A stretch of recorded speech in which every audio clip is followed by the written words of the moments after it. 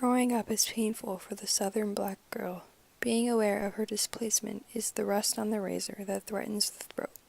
It is an unnecessary insult. Marguerite and her younger brother, Bailey, have not heard from their parents in years and do not know them. They grew up without them. The siblings were sent from their father in California to live with their grandmother, Mama, who owns a small store. My name is Marguerite, or Ma for short. I'm living in Stance, Arkansas with my mama, uncle, Willie, and Bailey. Time passes and seasons change. The depression hits, which leads to difficulties. The children receive gifts from their parents for Christmas, which is the first contact from their parents in years. Daddy's coming to visit. He's going to take us to his new life in California. It turns out he's just leaving them alone with their mother that they don't even know. I was scared, but it turns out I love Mother. She's so soothing and loves us. So basically, Maya and Bailey live with their mother and their mother's boyfriend, Mr. Freeman, in Los Angeles. Mr. Freeman molests and eventually rapes Maya.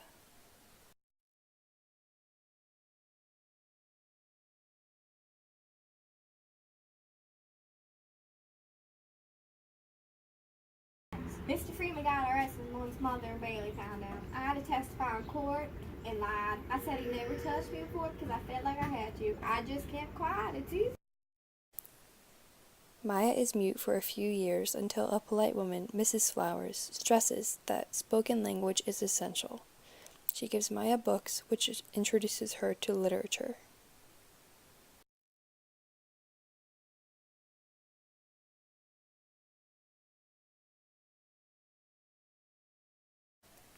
Maya speaks again.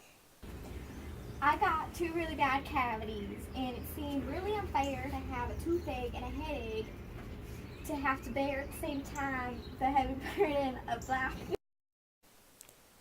There aren't any black dentists in Stamps, so Mama decides to take Maya to a white dentist instead. The dentist gets angry and says he'd rather treat a dog than a Negro patient. Mama went in to talk to that dentist and try to make him apologize for his insult. It didn't work, so she took him to the black doctor many miles away. Mama takes them to Los Angeles by train to go live with their mother. I think Uncle Willie and Mama decided to send us to California because they knew that we wouldn't be able to live in the way things I stand. World War II starts while Maya and Bailey are visiting San Francisco, and their mother marries Daddy Clydell, who is the first father Maya knows. They move to San Francisco. I feel at home for the first time in San Francisco. I understand the spirit of the city, yet racism is still here. Maya starts going to a new school and gets involved. Maya learned to like Daddy Clydell. He introduced her to others in the neighborhood. They say that blacks can win over the whites, which makes Maya feel gratified. Maya takes the train to spend the summer with her father and her father's girlfriend, Dolores.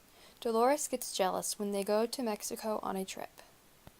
A good time there, but my father disappeared and came back too drunk to drive.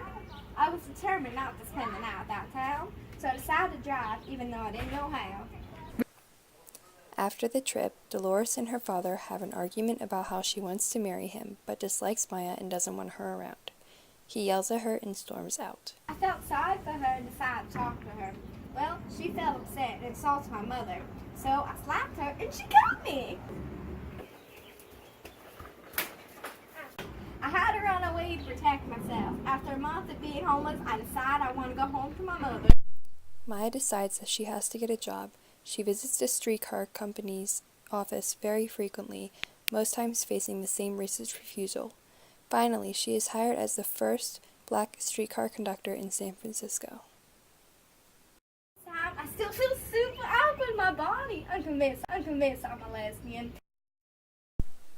To test this, Maya wants a boyfriend, so she asks a good-looking neighbor boy to have sex with her. There is no pleasure or mystery in the experience, and it doesn't settle her mind either. A few weeks later, I found out I was pregnant. They don't know what they're doing to me, keeping me from flying.